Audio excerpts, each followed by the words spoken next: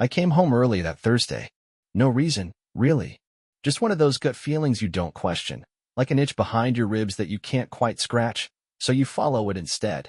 The office was slow. My boss was out for some personal meetings, and I figured I'd surprise Emma with takeout from that little Thai place she liked. I even grabbed her favorite, the yellow curry with extra tofu, even though I never understood how she could eat that much spice and still smile through it. It was quiet when I stepped into the apartment. Not silent, just still. No music, no TV, no sound of her humming to herself in the kitchen. I noticed it immediately because I always did. Emma filled spaces. She hated stillness. Said it made her feel like the world had stopped spinning. But that day, the place felt like a photograph, stuck, unmoving. Then I saw them. A pair of men's leather dress shoes, polished, expensive, definitely not mine, sitting neatly by the front door like they belonged there. I didn't move for a solid 30 seconds. My brain started doing these calculations, automatic and cold. Her brother? No. Lives out of state. A friend? Unlikely. I'd never seen those shoes before. And if someone was just visiting, why would they take off their shoes? I walked in slowly, quietly. Like I was trying not to wake someone up, or like I was breaking into my own life. The Thai food in my hand was starting to sweat through the paper bag. I set it down on the counter and saw her favorite mug in the sink, still half full with tea. Emma always drank her tea piping hot. If it wasn't steaming, she wouldn't touch it, which meant she'd been home recently. But that wasn't possible.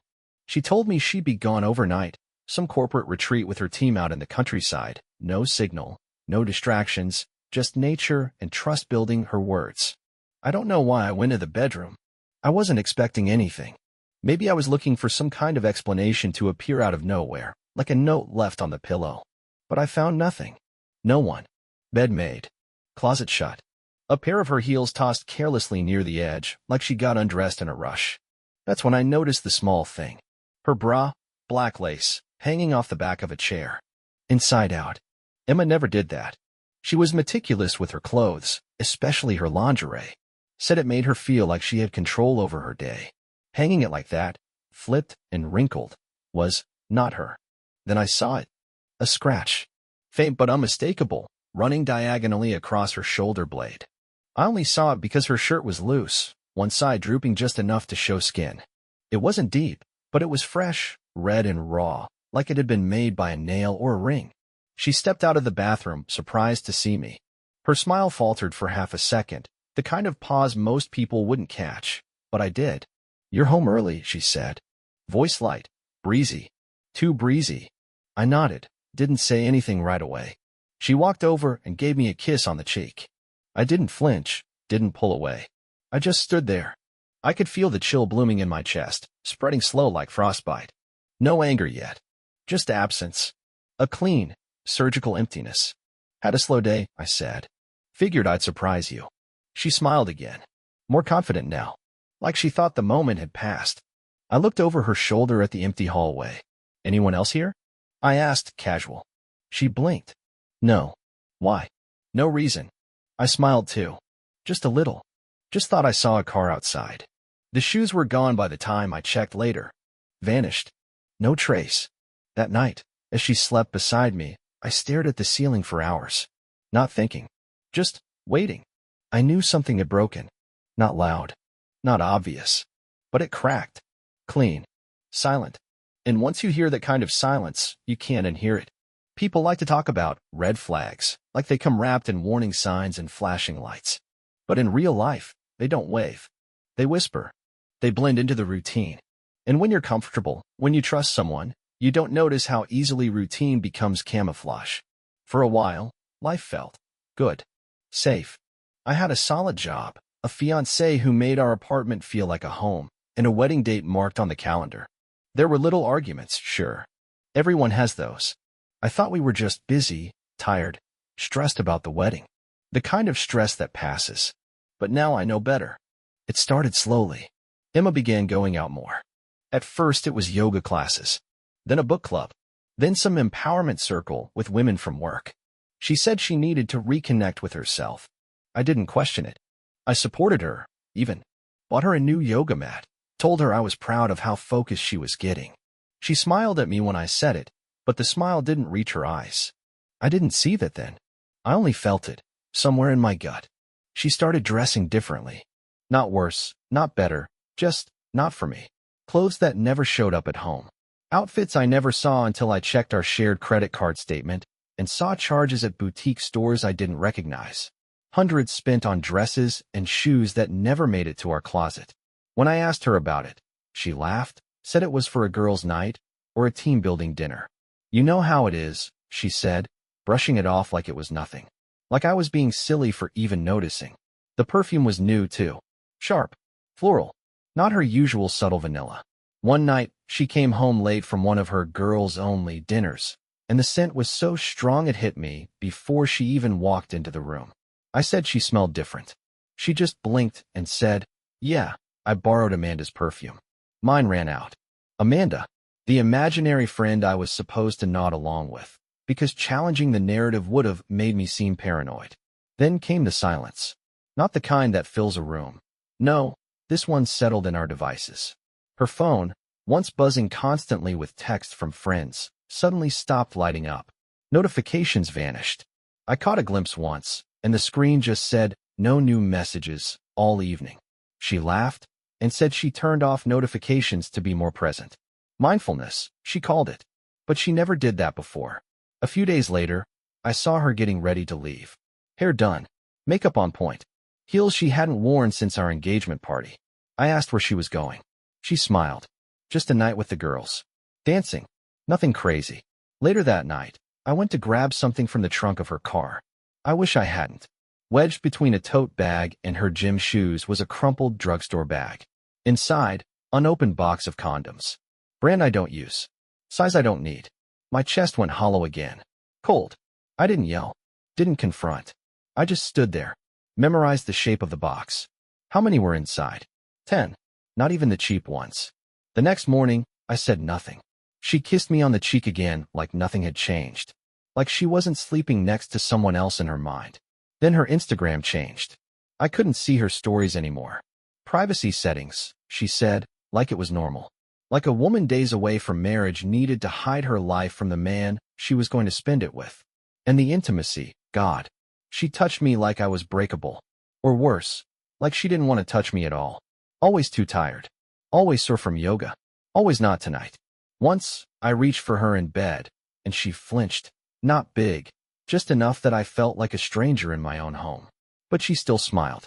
Still cooked dinner. Still left little notes by my coffee some mornings. Like she wanted to keep the act going just long enough to reach the exit. And me? I played along. I said nothing. I smee. Led back. I kissed her forehead and told her she was beautiful. Because the moment you realize someone is planning your replacement is the moment you stop warning them that you're watching. The lie wasn't big. That's what made it perfect. Small enough to be believable. Harmless enough to ignore. Emma told me she was going to the spa with two of her girlfriends, Maya and Christine, for a weekend recharge. Nothing fancy. Just facials, wine, and hot stones. She even showed me the reservation email on her phone, quick and casual, as if daring me to question it. I didn't. I just kissed her goodbye, helped her load the overnight bag into the car, and waved as she drove off. But 5 hours later, I checked her location. Not because I was suspicious. At least, that's what I told myself. No, it was just a habit. One of those relationship things where you look just to feel closer. Except she wasn't at the spa. She was parked off a side road near Route 39. I zoomed in.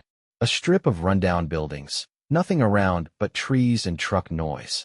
And there, nestled between a pawn shop and a liquor store, Hillcrest Motel. The kind of place you book by the hour, not the night. 1 star on Google, mostly for having locks that still worked. I stared at the screen for a long time. Just watched the little blinking dot, sitting still like it was mocking me. I didn't call. Didn't text. Just set my phone down and went back to the living room. Turned on the TV, muted the volume. Let the images flicker across the screen while my thoughts rearranged themselves. The next day, she came home with a towel around her neck and fake fatigue in her voice. God, I needed that. We should go together sometime. You'd love it, she said as she kicked off her shoes. Her skin smelled like body spray, not eucalyptus oil. I didn't say a word. I kissed her on the temple and said, "Glad you got to rest." That was the first time I felt it. Not pain, not betrayal. Just distance. Like I was floating 5 feet above the room, watching someone else live my life. After that, I started watching more carefully. Quietly. Emma was careless in ways she didn't used to be. One night, her phone lit up on the counter. I saw the name, Ava Yoga Woman Lotus Position. Except she didn't have a yoga class that day. I picked up the phone. I didn't open it, just watched. The message preview said, "Miss you already. That thing you do with your tongue." I can't stop thinking about it. She walked in just then, and I placed the phone back down like nothing happened. She didn't notice. Or maybe she thought I hadn't seen. Either way, she grabbed it, glanced at the screen, and turned it face down. Another night, she got a call while we were watching a movie. Without a word, she stood up and walked straight to the bathroom. Closed the door. Locked it. I muted the TV.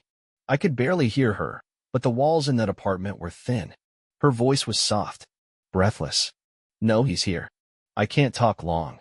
Yeah, last night was SHHH. Stop. I'm smiling too much, he'll notice." And then as she laughed, that same laugh she used to save for our private jokes. The one that used to mean something. Then came the last straw. I scrolled through one of her old posts, just curiosity, really, and saw the same guy liking pictures from 7 years ago. Photos of her at the beach. Her in bed with our dog. Her in my hoodie. Nobody goes that far back by accident. I tapped his profile. Private. His profile pic? A blurry group shot. But I remembered his face. One of the upper managers at my company. Worked under my boss. He'd been at our engagement party. Shook my hand. Smiled at Emma like she was his already. That night I lay in bed beside her while she slept, completely still. Her breathing steady, peaceful. She had no idea I was awake. No idea I knew. And that was the moment I understood something important. She didn't break me. She freed me. No more hoping, no more wondering. The game had changed. I wasn't the clueless fiancé anymore. I was something else now. Something colder. She thought I'd react. Explode. Cry. Accuse. But she didn't realize who she was dealing with. I don't do rage. I do precision. And I had just entered the planning phase. Emma always underestimated me. She thought because I wasn't jealous, I wasn't paying attention. That because I didn't question her every move, I wasn't capable of putting things together. She didn't know that silence doesn't mean blindness. Sometimes silence means strategy. I started small. On a Wednesday afternoon, I ordered lunch from a courier app and had it delivered to her office building. A poke bowl with her name on it, paid for with her card. I timed it for 1:15 p.m. She always said that's when her team took their lunch break. The receipt confirmed it was delivered to the front desk. 20 minutes later, I texted her, "How's your day going? Eaten yet?" She replied 3 hours later, back-to-back meetings, starving. Might just grab something from the cafe before heading home. I didn't reply. She never mentioned the delivery. Never even brought the bag home. Strike one. Then I called in a favor. My buddy Ryan, who works in IT security and knows his way around a VPN and a burner account, created a fake profile. Just enough detail to seem real mutuals with a few of her work contacts, gym check-ins, a love for yoga and minimalist quotes. A few days later, he slid into her DMs. Nothing crude, just a harmless compliment about one of her public photos. "You've got a glow. What's your secret?" She didn't reply. Not at first. But on day 3, she liked the message. Day 5, she responded. "Haha, stress and too much wine, winky face, that was all I needed." Strike 2. I pulled our last 3 months of joint bank statements. Nothing jumped out at first, until I filtered by location. That same cheap motel popped up 3 times. All small transactions. $47.99, $52.10, $49.35. Room charges, midweek. Always between 2 p.m. and 6 p.m. Spa visits don't happen in motels. That was strike 3. But I still wasn't ready to go loud. I wanted the truth to walk into my hands. I didn't track Emma. I tracked her best friend, Maya. Emma always used her as an alibi. Yoga with Maya, drinks with Maya, girls trip with Maya. So I checked Maya's Instagram. Public account. She posted often, too often for someone who was supposedly out with Emma every other night. One night, while Emma told me she was doing wine and journaling at Maya's place, Maya posted a story from a tech conference across the city. A panel about workplace automation, Time-stamped exactly when Emma was supposedly curled up with Merlot and manifesting her future. I started logging Emma's excuses. Dates, times, locations. I didn't confront. I documented. A full spreadsheet. What she said, where she was, what I could verify. Patterns emerged. Regular meetings at odd hours. Excuses recycled like bad scripts. One night, I asked her casually how Christine was doing. Emma froze. Christine, she said. You mean Maya? I nodded slowly. Right. Maya. My mistake. She laughed it off. But I saw it. The flicker. The momentary panic of someone who'd lost track of her own lies. That same week, I accessed our shared cloud backup. Emma always used the same password for everything. Her dog's name and her birth year. I changed the recovery email to a dummy account I controlled and reset the password. It gave me access to synced messages, photos, and app data. Most of it was clean. Too clean. Except one archive, an old folder from WhatsApp, labeled Work Chat. Inside, one exported thread stood out. The contact name? Andre Yoga. Code. Nobody uses their workout in a name unless they're hiding it. The chat was encrypted, but the preview data showed attachments, audio files, videos, images. I didn't open anything yet. I wasn't ready. But I backed up the folder to an encrypted drive, just in case. The final test was a question. A simple one. One night over dinner, I looked her in the eye and asked, "Do you believe people can change?" She blinked, tilted her head like she didn't understand. You mean emotionally? She asked. I shrugged. In general. Like, if they were doing something wrong. Could they stop? She paused for too long. Smiled. I think people can change when they want to, she said. And then she kissed me. Like punctuation. That night, as she showered, I lay in bed with my laptop and listened to one of the audio files from Andre Yoga. Her voice. My words. Said to someone else. I smiled in the dark. She thought this was a game she was winning. But she hadn't realized yet. She was playing mine. I booked the reservation 2 weeks in advance. Private table. Corner booth. Dim lighting, soft jazz. The kind of place where people lower their voices and lean in to speak. Emma loved this restaurant. Said it reminded her of Paris. I told her it was a date night to reconnect. Just the two of us before the final wedding rush. She smiled like I'd just handed her a fairy tale. God, yes, she said. We need this. She kissed me on the cheek, long and soft, like nothing in the world was wrong. She wore red. Tight-fitting, off-shoulder. Same dress she wore on our first anniversary. I wore black. Clean. Sharp. I let her order the wine. Let her laugh too loud. Let her ramble about Pinterest boards and flower arrangements and cake samples. I just nodded, listened, waited. Halfway through the appetizers, I said, I got something for you. Her eyes lit up. A gift. I shook my head. More like a slideshow. I pulled my phone from my jacket and tapped the screen. The restaurant had a projector set up for private events. I'd asked the manager to let me use it for a romantic video montage. He was more than happy to oblige. A second later, the screen behind her flickered to life. The first photo was grainy, shot from across the parking lot of Hillcrest Motel. Emma walking hand in hand with him. My boss. She turned slowly to look. Confusion. Then realization. Click. The next one was a screen cap. Her WhatsApp thread. A message. He still thinks I'm at Maya's. You've got 30 minutes, winky face. Click. A selfie she sent. Lying on a bed. Not our bed. Wearing a robe I'd never seen. Her face tilted just right, lips parted. The timestamp. 3 days ago. She stared at the screen like it was speaking another language. Then her head snapped back to me. What is this? My voice was even. Truth. She laughed. High-pitched. Hollow. This isn't what it looks like. We were just talking. You don't understand. He's helping me with. Helping you out of your clothes? I tilted my head. We're just into a better job title. Color drained from her face, but her pride held strong. You've been spying on me? I've been watching the person I was going to marry destroy me one lie at a time, I said. Call it what you want. She leaned forward, the fake calm in her voice cracking. You weren't there for me. You pulled away first. You stopped being present. I felt alone. You made me feel invisible. I cut her off. Quiet. Precise. No. You made you invisible. I just stopped pretending not to see through you. For a moment, she was silent. Then her expression shifted. Anger, arrogance, the face of someone who thought they could still control the narrative. You think this makes you strong? Humiliating me in public. No, I said. What makes me strong is walking away without needing to destroy myself to hurt you. She tried one last angle. Soft. Manipulative. We can fix this. We can talk. We've come too far. Don't throw it all away over one. I reached into my pocket and set her engagement ring on the table. This was for the woman I thought you were. Not the one who lies with her mouth and cheats with her spine. Her hand hovered over the ring. I saw her fingers tremble. I stood up, adjusted my jacket, and left her there, alone at the table, the photos still frozen on the screen behind her like ghosts. She didn't follow me. She knew. I wasn't hers to manipulate anymore. She texted me the same night. You humiliated me. That was all it said. No apology. No explanation.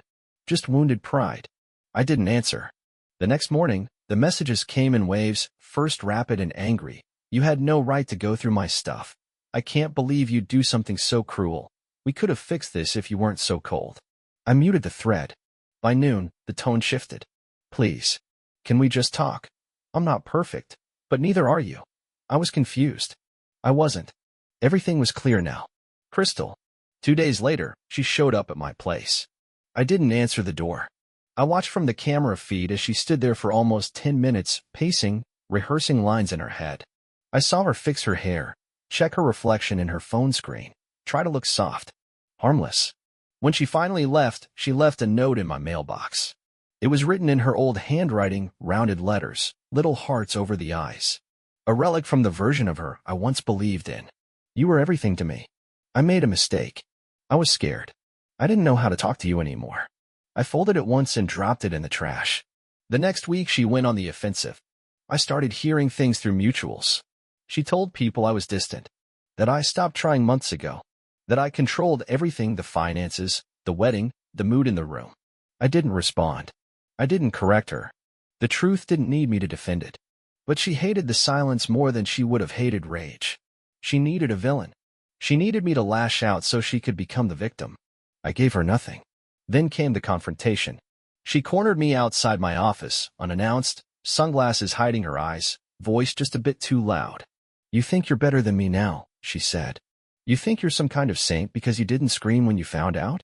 Guess what? That's not strength. That's cowardice. I didn't even blink. She stepped closer. You want the truth?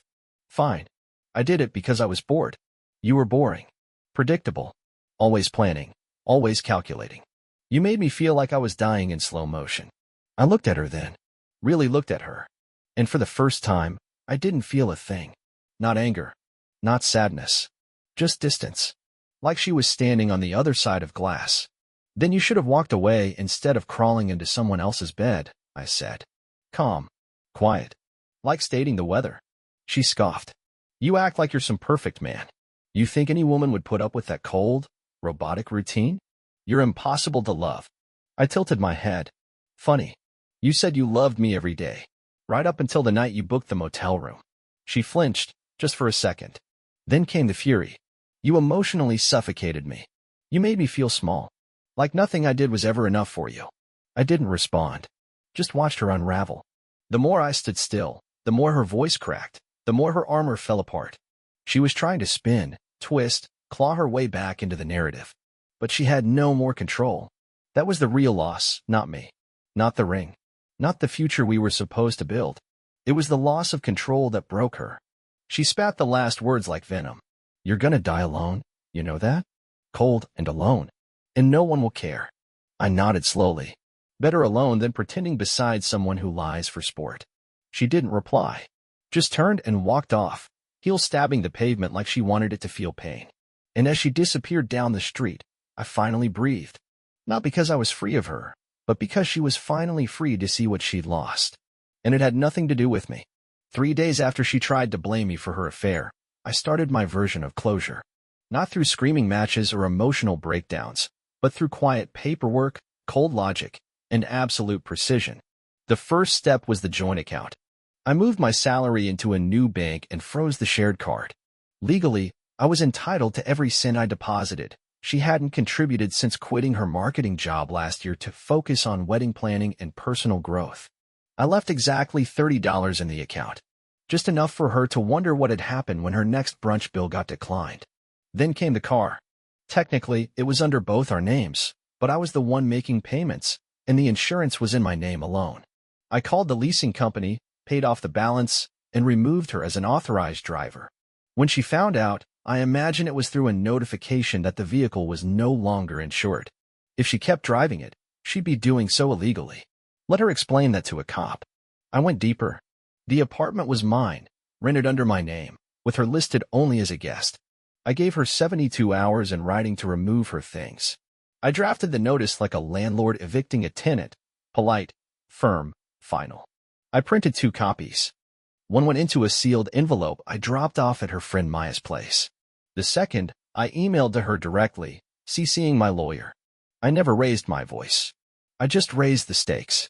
Then I compiled the evidence, screenshots, bank statements, messages, location pings, and photos. I didn't send them to her. I sent them to her father, a man who once told me over whiskey, "If you ever betray my daughter, I'll bury you myself." I figured he deserved to see who had really done the burying. I didn't write a letter. I just labeled the folder "For Your Eyes Only" and let the content speak. I know he saw it, because the next morning, I got a single email from him. 4 words. I didn't raise this. I didn't stop there. I called the venue where we'd planned the wedding. Explained the situation without drama. They returned half the deposit out of sympathy. The dressmaker, the caterer, the honeymoon agency, I contacted every vendor, every planner, every detail she had posted about like it was a fairy tale. I pulled my name from all of it. In the wedding website bio, she'd written, "He makes me feel like home." I replaced it with, "The wedding is canceled. The groom has left the building." Then I shut the whole site down. She had 1 credit card on my account. I disabled it. Overnight, her Uber, Netflix, Spotify, gym subscription, all gone. Not out of spite, but out of clarity. If she wanted independence, she'd get it, down to the last cent. Then, the final move. I met with HR, told them I'd be resigning in 30 days, not because of scandal, but because I had bigger plans. I told them everything in measured words, with documents to back every claim. The affair between my fiancé and my boss. The impact it had on my work. The violation of professional ethics. They were stunned, but not surprised. My boss had a reputation. Quiet, slippery, always just on the edge of misconduct. I gave HR just enough to make noise. And then I walked away, not fired, not broken, just done. I didn't need to ruin her life. I just needed to remove myself from the part of it she was feeding off. I left nothing behind that she could touch. No password she knew. No access she forgot she lost. She didn't even get the chance to beg for help, not because I denied her, but because I made sure she didn't realize she needed it until it was too late. She had built a lie like a castle. I just removed the foundation and watched it collapse. And the best part? I never raised my voice. I didn't need to. The truth did the work for me. It happened at Olivia's wedding. A strange kind of symmetry, Emma standing under fairy lights and champagne chandeliers, surrounded by everything she used to dream about, as everything around her quietly collapsed. We hadn't spoken in weeks. She still sent the occasional message, long, twisting walls of text that bounced between apologies, denial, nostalgia, and accusations. I never answered. But I knew she'd be at the wedding. We had both been invited months ago, back when we were still the perfect couple. I decided to attend, not to make a scene, just to be present. Sometimes your silence is louder than a scream. She arrived late, wearing a tight green dress and that brittle smile she always used when she felt the room slipping away. People looked. They always do. But this time, the looks lingered. Whispers followed her down the aisle. Her best friend, Lana, avoided her entirely. A few of the groomsmen laughed behind their glasses. Emma noticed. You could see it in her walk. She tried to play it cool, tossed her hair, looked around as if searching for someone to validate her presence. But nobody came. The ceremony went on. Vows were exchanged. Applause. Laughter. I sat quietly, sipping my drink. She sat 3 rows back, alone. I saw her glance toward me more than once. I didn't flinch. After the reception started, I made my way to the bar. That's when her father approached me. No words. Just a nod, and a handshake that lasted longer than it needed to. His eyes were tired, heavy. He said, quietly, "I'm sorry.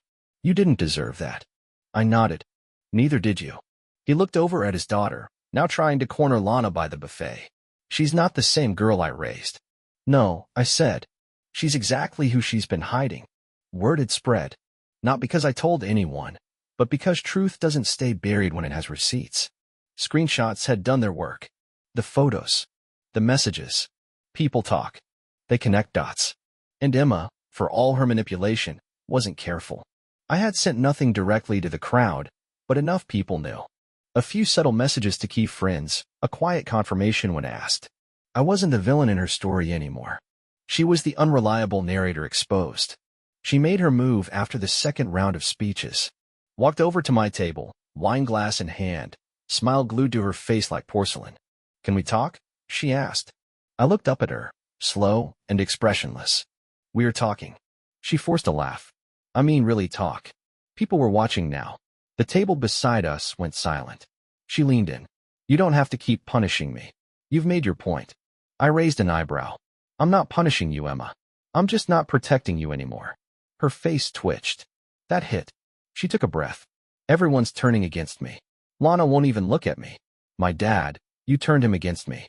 I shook my head. "No, you did that all by yourself." I just removed the blindfold. Her lips parted.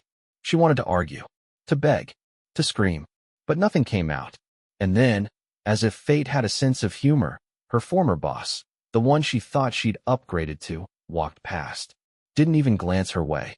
He was with someone new, younger, colder. She turned to follow him with her eyes, just for a second, and in that second, she cracked. The tension in her shoulders broke. Her hand trembled. She looked around like a cornered animal realizing the exit's been sealed. She tried one last time.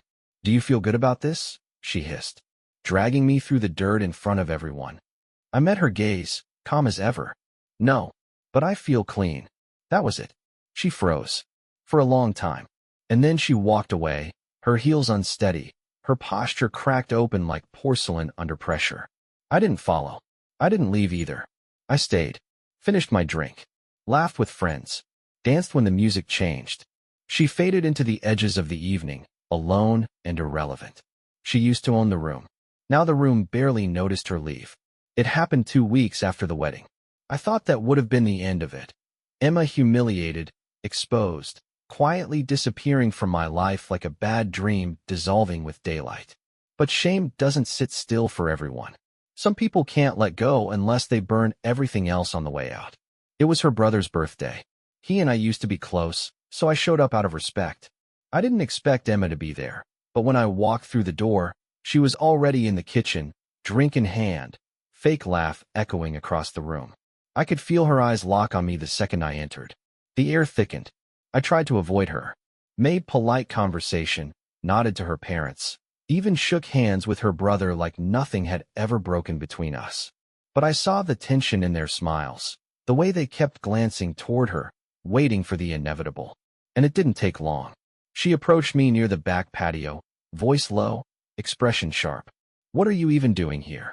I stayed calm. "Same as you. Family." She laughed, bitter, cold. "You lost that right the second you decided to ruin mine." I didn't respond. She stepped closer. "You think you're some hero? Some noble victim? You're a coward. You didn't have the guts to face me like a man. You went behind my back, turned everyone against me." Her voice was rising now. Heads were turning. I said nothing. Just let her spiral. That's when she shoved me. Not hard, but enough to send a message. Her father stood up from across the yard, his voice stern. "Emma." She ignored him. "You think this is justice? That you exposing me makes you better? You were boring, controlling, cold. I felt like a prisoner with you." Her mother stood behind her now, trying to pull her back. "That's enough," she said softly, but Emma shook her off. "No. Let him hear it. Let everyone hear it." He tracked my phone like a creep, went through my messages, stole my privacy. That's when her old co-worker, Lena, I think, stepped forward. "You mean the messages you sent to your boss?" she said, arms folded. Emma spun to face her. "Stay out of this." But it was too late. The whisper had already become a murmur. More people were listening now. Her brother's wife whispered something to him, and he stood up, jaw tight. Is it true, he asked her. You were with your boss? Emma looked around, eyes darting like a trapped animal. It was complicated. You don't understand. He listened to me. Then, as if on cue, the man himself walked in. Her former lover. Dressed sharp, arrogant as ever. He froze when he saw the circle forming around Emma. What's going on? He asked, brows raised. Emma turned toward him, desperate. Tell them it wasn't just me. Tell them what we had meant something. He hesitated, looked around, saw the faces. His job was still on the line, his image fragile. He raised his hand slightly. I don't know what she's talking about. We were close, yeah, but nothing inappropriate. Not on my end. And just like that, he threw her to the wolves. Emma gasped. You liar, she shouted. You told me you loved me. He didn't even flinch. I said a lot of things. Doesn't mean they were true. The silence after that was deafening. Her father stepped forward slowly. I trusted you, he said. I welcomed you into our home. And you brought this chaos. Emma broke then. Screamed, not in anger, but pure frustration.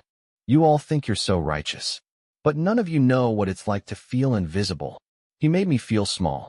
He made me feel like I didn't exist. I finally spoke. My voice was low, steady. No, Emma. I made space for you. You filled it with lies. Her face twisted. She tried to speak, but nothing came out. Her mother took her by the arm, gently but firmly, and led her inside. Her father turned to me. I'm sorry, he said. I nodded once. I know. The party never fully recovered. The music returned. The drinks flowed. But the tension lingered. I stayed a while longer, talked to a few people, smiled where appropriate, and when I left, I walked out the front door calm, whole, and with nothing left to prove. She tried to turn the world against me. All she did was show it who she really was. It took time, but the fall came. Quietly, then all at once. Emma lost her job a month after the wedding incident. HR launched a formal internal review after anonymous materials were submitted. Her name stopped appearing in emails. She removed her title from LinkedIn. Her boss, the same man who swore he didn't know what she was talking about, distanced himself within hours. He kept his seat, kept his smug smile, and dropped her like a bad habit. She tried to defend herself online, posted vague quotes about betrayal, about some people hiding behind lies, but no one bit. Instead, the likes vanished. Then the comments. Then the followers. One by one, her friends faded out. Group chats went quiet. Her birthday passed with 3 Facebook wishes, 2 of them from distant cousins. Lana blocked her. Her brother's wife unfollowed her and deleted every photo with Emma in it. People in town stopped greeting her at the store. Some just turned away. Others whispered. Her parents no longer defended her. Her father stopped answering her calls. Her mother, from what I heard, asked her to move out of shame. So Emma left. Quietly. No goodbye, no social media farewell post. Just disappeared to another city like a ghost trying to outrun her own shadow. I didn't seek updates, but they came to me anyway. Through mutuals. Through the silence. I heard she worked in a small coffee shop near a college campus. That she rented a 1-bedroom above a laundromat. That she started wearing sunglasses indoors because someone always recognized her. And she couldn't tell anymore whether it was from pity or disgust. One night, months later, I got the message. I still love you. That's all it said. No punctuation. As if it slipped out of her fingers by mistake. A few minutes later, please just talk to me. I stared at the screen for a moment. Then I replied, that's strange. I don't even remember your name anymore. She didn't answer. The next day, she showed up at my apartment. I don't know how she found the address. She looked nothing like the woman I once knew. The makeup was gone. The shine. The pride. Her hair pulled into a loose knot. Clothes wrinkled. Eyes red. She didn't knock like she used to. She tapped, soft, apologetic. When I opened the door, she blinked like she didn't believe it was real. I just wanted to see you, she whispered. You don't have to say anything. I know I destroyed everything. I know I don't deserve anything. But I wake up every day hearing your voice in my head. I can't sleep. I can't eat. I can't breathe without feeling the weight of what I did. She paused, tears slipping silently down her cheeks. You were the only good thing in my life, and I broke it. Please. I'm sorry. Please, just say something. I looked at her for a long time. Not with anger. Not even with sadness. Just distance. Like you'd look at a name on a gravestone you don't recognize anymore. I spent a long time trying to figure out what I'd say if I saw you again, I said. She stepped closer, hope flickering in her eyes. I took a breath. Then, but now that you're here, I realized something. She swallowed hard. What? You're not the person I loved, I said. You're just the echo of who she pretended to be. She crumbled. No words left. Just a sob, muffled into her sleeve, like she was trying not to wake the world. I didn't reach out. Didn't comfort her. She looked up one last time. Do you hate me? She asked, barely audible. I shook my head slowly. No, I don't hate you. Then I closed the door gently, leaving her on the other side of it, where she belonged. And before I walked away, I whispered to myself the question that's followed me ever since all this began. A question I'd now pass to anyone who dares to judge the way I ended it. What would you have done in my place?